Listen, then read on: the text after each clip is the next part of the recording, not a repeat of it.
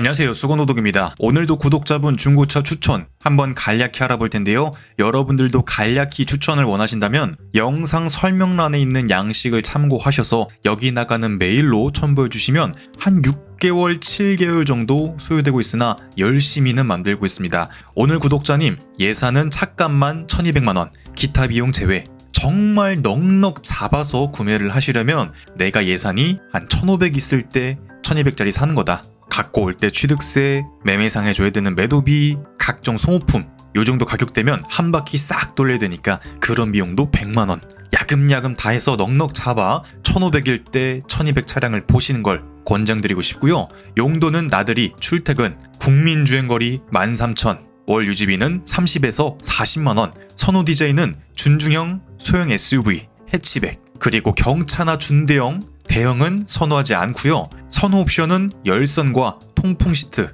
그러니까 스마트폰을 연결하면 스마트폰에 있는 티맵, 카카오 내비를 쓸 수 있는 기능이 내가 갤럭시 스마트폰을 쓰고 있다 하면 안드로이드 오토, 아이폰이라면 애플 카플레이라 보시면 되고요. 몇몇 쉐보레 친구들은 안드로이드 오토는 안 되고 카플레이만 되는 변태가 틈도 보여주니까 카플레이가 들어갔다 해서 방심하시면 안 된다. 그리고 후방 카메라와 주차 센서, 크루즈 컨트롤, 선호 차량은 가솔린, 연식은 16에서 17, 키로수는 10만 안팎인데 수리 이력은 최소 뼈대 안 먹은 차, 봤던 차량은 아반떼 AD, K3, i30, 코나 요 정도인데 감히 제가 말씀드리자면 백판넬 정도 먹은 뼈대 먹은 차는 그렇게 대박 하자인 차까지는 아니다. 그 뒤에 뼈대가 요만큼이라도 구부러지면 판금을 해야 되잖아요.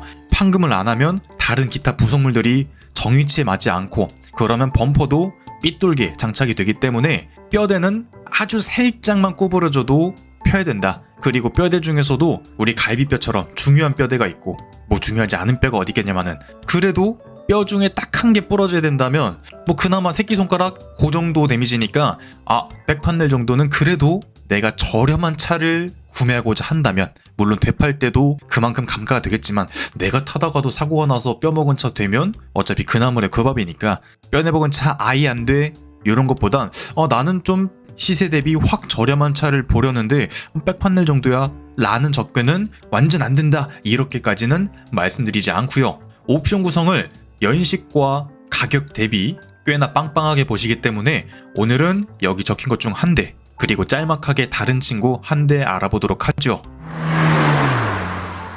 이 친구는 아반떼 AD 페이스리프트 이전, 솔직히 말하자면 아반떼 CN7이 나오기 전까진 아반떼 역대급 디자인이라고 불렸던 아반떼 AD 페이스리프트 이전 모델인데 얘는 17년식에 84,000km, 차값은 1,150만원 정도로 와 아반떼 AD인데 어마무시하게 비싸네 한다면 몇 대 안 되긴 하는데 당시 최고 등급이었던 프리미엄에서 어댑티브 스마트 크루즈, 차선 이탈 경보나 후측방 경보까지 들어간 스마트 센스라는 안전 편의 옵션 패키지가 들어가 있고 프리미엄 등급이기 때문에 기본으로 HID 헤드램프, 4.2인치 컬러 계기판 클러스터, 운전석에 허리 받침대와 전동 시트, 2열 열선과 2열 폴딩 시트, 2열 공조기 에어벤트, 기타 등등 옵션이 빵빵했던 친구인데 거의 없긴 해요. 거의 없긴 한데 여기서 추가 옵션이 더 들어간 차량 중에 브라운 시트나 네이비 시트가 적용된 천연 가죽이 들어간 차량 혹은 LED 테일램프나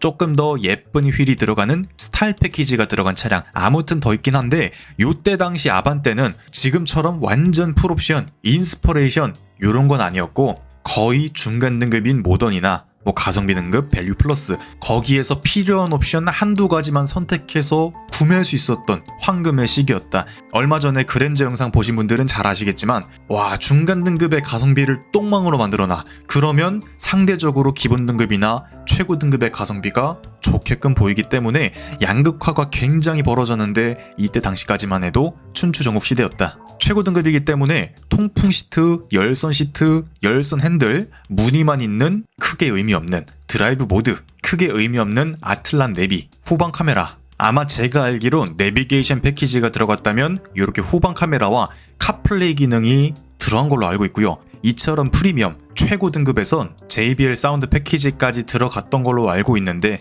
그거는 연식마다 살짝 달라서 틀릴 수는 있습니다. 그리고 부가적으로 당연하겠지만 오토라이트 컨트롤, 와, 썬루프 요 정도로 구성이 이분한 차량이라고 보시면 될 것 같습니다.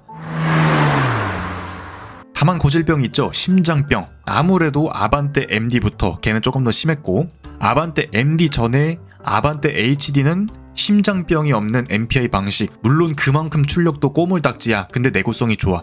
현행 CN7 아반떼도 출력이 꼬물딱지야. 그런데 내구성은 좋아. 아, 변속기가 묻어있는 게 살짝 아쉽다 생각이 들긴 하는데, 요 당시는 변속기는 괜찮아. 근데 엔진이 출력을 좀 더 바라고 만든 직분사 방식이기 때문에 때가 많이 껴. 때가 많이 끼면서 사람으로 치면 피에 당이 많아, 지방이 많아 하면서 어느 순간 여기가 막혀서 아플 수도 있는 친구인데, 아반떼 무슨 고급류야 하지만 개인적으로는 고급류를 넣으시면 조금 더 낫다. 심장병 예방에 도움이 된다. 우리도 코카콜라 먹을 거 제로콜라 먹는다. 그런 느낌으로 고급류는 제로콜라다. 안 좋다는 건 아니야. 근데 설탕콜라보단 제로콜라가 낫잖아. 그런 개념이고, 아마 인젝터, 흡기 밸브, 가스켓까지 싹 다 클리닝 하시면 한 20만원 초중반대 나올 것 같고, 겉벨트 세트로 바꿔주시면 그것도 20만원 정도 할 것 같고, 엔진오일도 오일 뭐 쓰냐에 따라 다르긴 한데, 개인적으로 이 차량은 그냥 중간 가는 오일 쓰시면서 교체 주기를 짧게 잡아주는 게 제일 중요할 것 같습니다. 만약에 제 차였다면 당연히 5,000km로 보고 여러분들한테 말씀드릴 땐 그래도 7,000에 한 번은 바꿔주세요. 오늘 구독자님 13,000km 정도 연타신다고 했으니까 1년에 2번 엔진오일 바꾸면서 오일을 얼마나 드시는지, 기타 문제가 생기지 않는지 자주자주 봐주시면, 우리가 가족력이 있어서 막 아파 이래도 건강검진 자주 받고 몸에 나쁜 거 덜 먹고 하면 좀 낫잖아요. 그런 식으로 보시면 되고, 브레이크 패드 다른 현대기아차와 마찬가지로 앞에 한 9만원, 뒤에 한 8만원, 브레이크 오일 한 5만원, 부동액 순환식으로 바꿔주시면 한 9만원, 변속기 오일 순환식으로 바꿔주시면 한 14만원, 연료 필터도 한 8만원. 지금 말씀드리는 비용은 대략적으로 요 정도 나온다. 참고 정도만 하시고 지역마다 그날 사장님 기분에 따라 조금씩 변동은 될 수 있다. 아무튼 갖고 와서 소모품 돈 100만원 한 바퀴 싹 둘러주면 적어도 내가 5년 정도 실컷 타다 팔아도 문제가 없을 친구니까. 물론 여기서 걸리는 한 가지, 야, 아무리 그래도 아반떼인데 신차가가 얘가 2,000 초중반 했을 텐데 아직도 중고차 값이 거진 10년 된 차가 1,150이야 하신다면 그것도 맞긴 해. 오히려 이런 친구들처럼 옵션 좀 빠지고 연식 빠지고 키로수 빠지는 친구들 8,900에 봐도, 아, 이 8,900도 비싸긴 하다. 개인적으로 아반떼 AD가 왜 비싸냐 한다면 그냥 남들이 무난하게 접근할 수 있는 차량. 야, 중고차 뭐 살까 할 때, 사회초년생이 고민을 할 때 첫 번째로 생각이 나는 차량. 야, 뭐 시켜 먹을까 할 때 치킨, 피자, 짜장 이런 것처럼 첫 번째로 생각이 나는 차량이라서 수요가 많고 그에 따른 가격이 많이 올라간다 보시면 되고요. 개인적으로 이 친구의 단점은 아까 설명드린 심장병, 그리고 당연하겠지만 아반떼 준중형급 조그만한 친구라서 굳이 단점을 따지자면, 큰 단점이었기 때문에 굳이 따지자면 안전성 많이 아쉽고, 고속도로 올라갔을 때 너무나도 불안한 주행 성능. 제가 뭐 차 자랑하려고 그런 건 아닌데, 아무래도 제가 평소에 출퇴근할 때 타는 차량이 M3다 보니까 이 차량 저 차량 탔을 때 만족도가 많이 떨어지긴 해. 유튜버는 좀 꼬물딱지 차를 타면서 다른 차들 내려치기가 아니라 좀 올려치기 하면서 리뷰를 하는 게 향후 채널 방향성에 좋지 않을까라는 생각은 항상 하는데, 그럼에도 경쟁 차종인 다른 친구들보다 특히 요 정도 값이면 요런 쉐보레 크루즈도 볼 수 있어. 심지어 얘는 18년식에 7만 킬로, 근데 차값이 무려 810만원. 방금 그 아반떼 AD보다 옵션적으로 많이 아쉬워. 최고 등급이지만 어댑티브 크루즈도 없지, 통풍 시트도 없지, 전체적으로 호불호 많이 갈리는 디자인이지. 근데 뭐해, 차값이 300이나 저렴하네? 야, 신차 때는 300이 비쌌는데 중고차는 300이 저렴하네? 똑같은 컨디션으로 치면 수건도둑님, 그럼 유지비에서 다 까먹는 거 아닌가요? 하신다면 얼추 맞습니다. 쉐보레 차라서 동일한 기간을 주행했을 때 1,200 정도 더 되는 감가, 좀 더 높은 보험료, 소모품 비용 하면 또이또이인 것 같긴 해. 그만큼 아반떼 AD의 거품가가 높아. 그럼 결론적으로 선택을 하시면 됩니다. 거품 빵빵 하지만 모든 게 무난한 아반떼 AD냐, 있는 거품도 싹 다 휘핑 쳐버리고 아무것도 안 남은 중고차로서 정말 안타까운 길을 걷고 있는 이런 2세대 크루즈냐. 참고로 얘는 1.4 터보라서 터보에 변속기도 많이 개선이 된 친구가 들어가서 주행 안정성, 안전성, 출력 모든 부분에서 아반떼보다는 반급 위지만 비인기. 일반인들은 야 이런 차가 있었어? 야 크루즈에 신형이 있었어? 할 정도로 너무나도 비인기. 거기에 형님인 올뉴 말리부가 꽤나 합리적인 가격으로 버티고 있기 때문에 감가가 정말 물러날 곳이 없다. 배수진을 쳤다 하는 요런 쉐보레 크루즈, 오늘 구독자님 취향에 맞춰 선택하시면 되고요. 얘도 후방 카메라, 아마 카플레이도 있을 겁니다. 옵션은 어댑티브 크루즈나 통풍 시스템 빠졌어. 그런데 나머지는 얼추 비슷하게 가니까 오늘 구독자님이 한번 생각해 보시고 적용해 보시면 좋을 것 같네요.